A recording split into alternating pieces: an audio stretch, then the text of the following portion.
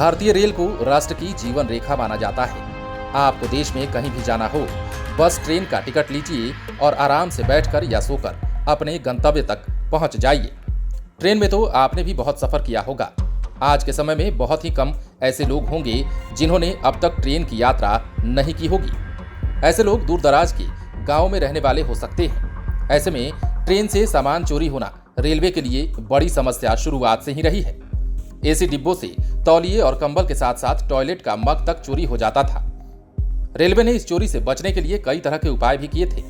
आप ट्रेन और railway station पर ये तक लिखा देख सकते हैं कि रेलवे की संपत्ति आपकी संपत्ति है, कृपया इसका ख्याल रखें। लेकिन लोग बाज कहां आते हैं। 10 साल पहले रेलवे में चोरी का एक ऐसा मामला सामने आया था जिस पर यकीन कर पाना मुश्किल है। छत्तीसगढ़ के बिलासपुर में 18 बोगियों की एक रैक को बिना लॉक किए सेंटरिंग में छोड़ दिया गया था। किसे अंदाजा था कि ये लापरवाही रेलवे को लाखों का चूना लगा सकता है। बता दें कि इन बोगियों को चोरों ने लूट कर खाली कर दिया।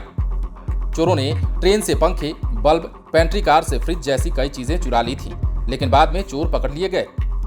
इस चोरी से परेशान रेलवे को इससे बचने के लिए बहुत दिमाग लगाना पड़ा।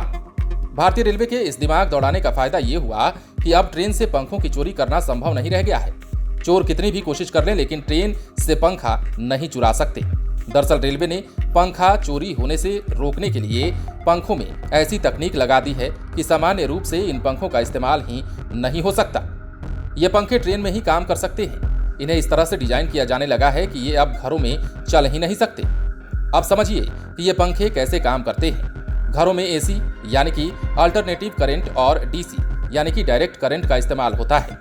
घर में एसी बिजली का इस्तेमाल अधिकतम पावर 220 वोल्ट पर होता है, तो वहीं डीसी का इस्तेमाल 5, 12 या 24 वोल्ट पर होता है। लेकिन ट्रेनों में जो नए तकनीक से पंखे लगाए जा रहे हैं उन्हें डीसी से चलाया जाता है, लेकिन ये 110 वोल्ट के लायक होते हैं। अब घरों में या तो एसी का 220 वोल्ट का करंट इस्तेमाल होता है या फिर डीसी का 24 वोल्ट तक का, मगर रेलवे के पंखे 110 वोल्ट के डीसी करंट से ही चल रहे हैं। ऐसे में इन पंखों का घरों में इस्तेमाल करना बिल्कुल भी संभव नहीं है।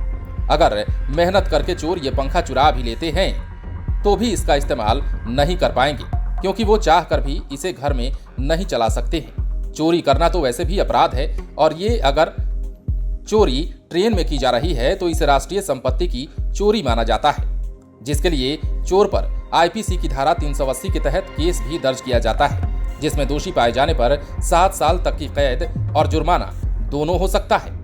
आपको बता दें कि ऐसी धारा में जल्दी जमानत भी नहीं मिलती।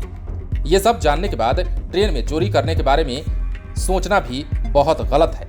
अब ऐसे में ट्रेन में कई चीजों की चोरी की घटनाएं आपने सुनी भी होंगी और देखी भी होंगी। आजकल सोशल मीडिया का जमाना है और एक पत्ता भी हिलता है तो सब कुछ सोशल मीडिया पर छाप दिया जाता है। ऐसे में ये खबर न सिर्फ लोगों को जागरूक करेगी, बल्कि वैसे लोगों को भी आगाह करेगी जो ट्रेन में सामान चुराने के आदी हैं या फिर सामान चुराने की सोचने की बात करते हैं। अब पंखे को तो आपने जान लिया, लेकिन इसी तरह से रेलवे तमाम तरह के ऐसे प्रयोग कर रहा है जिससे कि ट्रेनों में चोरी को रोका जा सके। बने रहें लाइव सिटीज के साथ। यदि अब तक आपने हमारे YouTube चैनल को सब्सक्राइब नहीं किया है तो सब्सक्राइब कर दीजिए, ताकि हम आपको खबरों से अपडेट रख सकें।